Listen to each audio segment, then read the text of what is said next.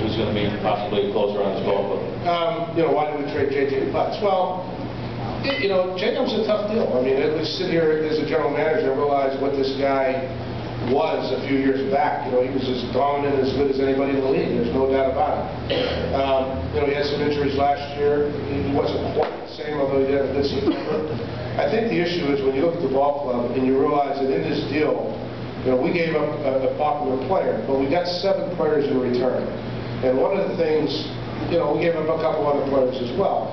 But one of the things that we talked about was we really needed a center field. You can't win without a defensive center fielder. And the gentleman we had play center field, and he's just go by Cameron.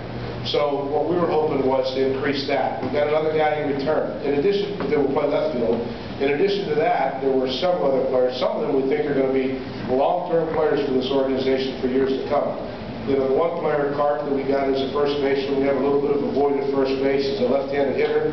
And 2 of the other young minor leaguers we got, one was voted the best arm in the South Atlantic League, threw up to 98 miles an hour. The other center fielder we got in the deal was a guy that was voted the best defensive center fielder in the Florida State League. So whenever you do a deal, and the pain that you feel is the player that you lost.